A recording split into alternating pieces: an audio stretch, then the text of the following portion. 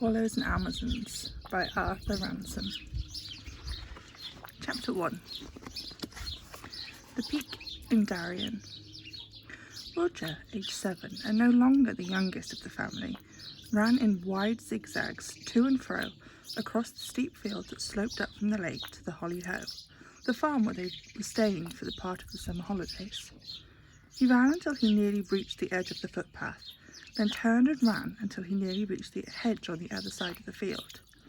Then he turned and crossed the field again. Each crossing of the field brought him nearer to the farm. The wind was against him, and he was tacked up against it to the farm, where, at the gate, his patient mother was awaiting him. He could not run straight against the wind because he was a sailing vessel, a tea clipper, the Cutty Sark. His eldest brother John had said only that morning that steamships were just engines in tin boxes. Sail was the thing, and so, though it took rather longer, Roger made his way to the fields in broad tacks. When he came near his mother, he saw that she had in her hand a red envelope and a small piece of white paper, a telegram. He knew at once what it was. For a moment he was tempted to run straight to her, for he knew that telegrams came only from his father, and that this one must be the answer to a letter from his mother, and letters from John, Susan, Titty and himself, all asking the same thing, but asking it in different ways. His own letter had been very short. Please, Daddy, may I too? With love, Roger. Titty's had been much longer even than John's. Susan, though she was older than Titty, had not written a letter of her own. She had put her name with John's at the end of his, so that these two had sent one letter between them. Mother's letter had been the longest of all, but Roger did not know what he had said in that. All of the letters had gone together a very long way to his father, whose ship was at Malta, but under orders from Hong Kong, and there in his mother's hand was the red envelope that had brought the answer. For a moment Roger wanted to run straight to her, but sail was the thing, not steam, so he tacked on, heading perhaps a little closer to the wind. At last he headed straight to the wind, moved slower and slower, came to a stop at his mother's side, began to move backwards, and presently brought up with a little jerk, anchored and in harbour. Is it the answer? He panted, out of breath after all that beating up against the wind. Does he say yes? Mother smiled and read the telegram aloud. Better drowned than duffers, if not duffers won't drown. Does that mean yes? Asked Roger. I think so. Does it mean me too? Yes, if John and Susan will take you, and if you promise to do whatever they tell you. Hurrah, shouted Roger, and capered about, forgetting for a moment that he was a ship and anchored in a quiet harbour. Where are the others? Asked Mother. In Darien, said Roger. Where? On the peak, you know. Titty called it that. We can see the island from there. Below the farm at Holly Hoe, the field sloped steeply to a little bay, where there was a boathouse and a jetty. But there was a little of the lake to be seen, because on each side of the bay there were promontories. A path ran down the field from the farm to the boathouse. Halfway down the field there was a gate, and from that gate another path ran into the pine woods that covered the southern and higher promontory. The path soon faded away into nothing, but on the very end of their first coming, a fortnight before, the children had found their way through the trees to the far end of the promontory, where it dropped, like a cliff, into the lake. From the top of it they looked out over the broad sheet of the water, winding away among the low hills of the south, and winding away into the high hills to the north, where they could not see so much of it. And it was then, when they first stood on the cliff and looked out over mile upon mile of water, that Titty had given its place its name. She had heard the sonnet read aloud at school and forgotten everything in it except the picture of the explorers looking at the Pacific Ocean for the first time. She had called the promontory Darien. On the highest point of it they had made their camping place, and there Roger had left them, when he had come through the trees to the field, and seeing his mother at the gate, had begun his voyage home. Would you like to take them the answer? And tell them it's yes for me too. Yes, you must give the telegram to John. It's he who has to see that you are not duffers. Mother put the telegram in its red envelope and gave it to Roger. She kissed him, anchored as he was, and said, "Supper at 7:30, and not a minute later. And mind you don't wake Vicky when you come in."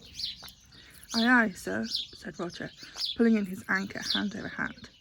He turned around and began tacking back down the field, thinking of how he should bring the news. Mother laughed. "Ship ahoy," she said. Roger stopped to look back. "You had the wind against you coming up the field," she said. "It's a fair wind now. You needn't tack both ways." "So it is," said Roger. "It's dead aft. I'm a schooner. I can sail goose-winged with the sail on each side." He spread his arms for sails and ran straight down the field to the gate into the pine wood. When he came out of the field into the wood, he stopped being a sailing vessel. No one can sail through a pine wood. He became an explorer, left behind the main body, following the main trail through the forest, and keeping a sharp lookout lest he be shot by a savage with a poisoned arrow from behind a tree. He climbed up through the trees to the top of the promontory. At last he came out of the trees on a small open space of bare rock and heather. This was the peak of Darien. There were trees all around it, but through them could be seen the bright glimmer of the lake. In a hollow of rock a small fire was burning. John was stoking the fire. Susan was spreading butter and marmalade. Titty, with her chin on her hunched up knees, was sitting between two trees on the edge of a cliff above the lake, keeping watch and looking at the island. John looked up and saw the telegram. He jumped up from the fire. "Dispatches?" he said. "It's the answer," said Roger. And it's yes from me too, if I obey orders. And you and Susan take me. And if it's yes from me, it must be yes for Titty." John took the telegram.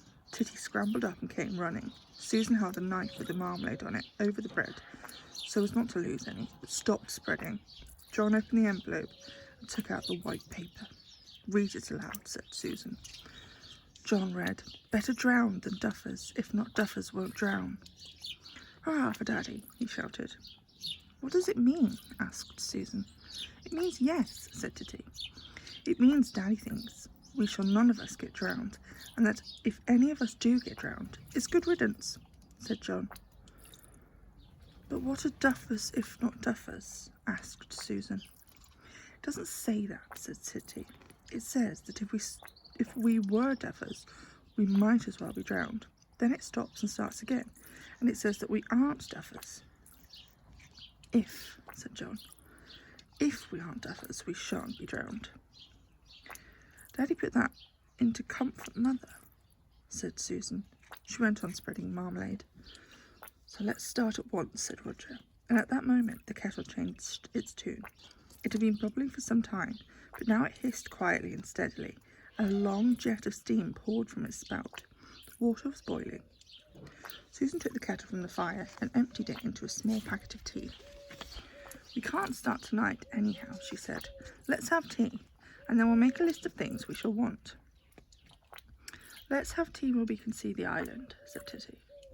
They carried their mugs and the kettle and the tin plate piled with thick slabs of brown bread and marmalade to the edge of the cliff. The island lay about a mile away towards the lowest southern end of the lake, its trees reflected in the glassy water. They had been looking at it for 10 days, but the telegram had made it much more real than it ever had been before. Looking down from Titty's Peak in the evening of the day on which they had come to the farmhouse where their mother had taken lodgings, they had seen the lake like an inland sea. And on the lake they had seen the island. All 4 of them had been filled at once with the same idea. It was not just an island, it was the island waiting for them. It was their island. With an island like that within sight, who could be content to live on the mainland and sleep in a bed at night? They had gone back and told their mother of their discovery, and begged that the whole family should leave the farmhouse the next day and camp on the island forever. But there was little Vicky, a fat baby, like the pictures of Queen Victoria in old age, full of all sorts of needs. Mother could not take Vicky and the nurse to camp even on the best of uninhabited islands, nor, without leave from Daddy, could she let them go alone. And though John and Susan were both well able to manage a sailboat, Titty and Roger had only begun to learn how to sail when their father had been home on leave a year before. In the boathouse below the farm there was the Swallow, a sailing boat, a very little one, and there was also a big heavy rowing boat, but no one wants to row who has ever sailed. If there had been no island, no sailing boat, and if the lake had not been so large, the children, no doubt, would have been happy enough to paddle about it with oars in the bay by the boathouse. But the lake was as big as a small sea, a 14-foot dinghy with a brown sail waiting in the boathouse, and a little wooden island waiting for explorers. Nothing but the sailing voyage of discovery seemed worth thinking about. So the letters had been written and posted, and day after day the children had been camping on the peak of Darien by day and sleeping in the farmhouse by night. They had been out in the rowing boat with their mother, but they had always rowed the other way so as not to spoil the voyage of discovery by going to the island first. But with each day after the searching of the letters, it has somehow seemed less and less likely that there would be an answer. The island had come to them, one of those places seen from the train that belonged to a life in which we shall never take part. And now suddenly it was real. It was to be their island after all. They were to be allowed to use the sailing boat by themselves. They were to be allowed to sail out from the little sheltered bay, round the point, down the lake to the island. They were to be allowed to land on the island and to live there until it was time to pack again and go home to town and school and lessons. The news was so good that it made them solemn. They ate their bread and marmalade in silence. The prospect before them was too vast for chatter. John was thinking of sailing, wondering whether he really remembered all that he had learnt that year. Susan was thinking of the stories and the cooking. Titty was thinking of the island itself, of coal treasure and footprints in the sand. Roger was thinking of the fact that he was not to be left behind. He saw for the first time that it was a good thing to be no longer the baby of the family. Vicky was the youngest now. Vicky would stay at home, and Roger, one of the crew of the ship, was to sail away into the unknown world. At least John took a sheet of paper and a pencil from his pocket. "Let's make the ship's articles," he said. The bread and marmalade had all been eaten, so he turned the plate upside down and put the paper on the back of it, and lay on his stomach on the rock. He wrote, "Sailing vessel Swallow. Port, Hollyho. Owners..." "Who are the owners?" "She belongs to us for the rest of the holidays, anyhow," said Susan. "I shall put Walkers Limited to do for all of us." He wrote Owners Walkers Limited. Underneath that he wrote Master John Walker, Mate Susan Walker, Able Seaman Titty Walker, Ship's Boy Roger. "Now," he said, "you all have to sign opposite your names." They all signed. "Well, Mr. Mate," said John. "Sir," replied Susan smartly, "how soon do you think we should be ready to put to sea?" With the first breath of wind." "What do you think of your crew?" "The best I ever shipped." "Can they swim?" Able Seaman Titty can. The boy Roger still keeps 1 foot on the bottom." "He must learn." "I don't keep a foot on the bottom all the time," said Roger. "You must learn as soon as possible not to keep it on the bottom at all." "All right," said Roger. "That's all wrong, Roger," said Titty. "You ought to have said, 'Aye, aye, sir.'" "I nearly always do," said Roger. "I said it to Mother." "You must say it to the captain and to the mate. Perhaps you ought to say it even to me, but as there are only 2 in the crew, it won't do for them to be saying 'sir' to each other." "Have you got any more paper?" said Susan. Only the back of the telegram, said John. Mother won't mind our using it, said Susan. You know, we really can't sail with the first breath of wind, not until everything's ready. Let's make a list of things. Compass, said John. Kettle, said Susan. A flag, said Titty. I'll make one with a swallow on it. Tents, said Roger. Telescope, said John. Saucepan, mugs, knives, fork, tea, sugar, milk, said Susan, writing as hard as she could go. Spoons, said Roger. They kept remembering things and then getting stuck, and then remembering some more until there was no room on the back of the telegram. I haven't got another scrap of paper, said John. Even the ship's articles have got sums on the other side. Bother the list. Let's go and ask Mother if we can have the keys to the boathouse. But when they came to the Holly-Ho farm, Mother met them in the doorway with her fingers on her lips. Vicky's asleep, she said. Don't make a noise coming in. Supper's just ready.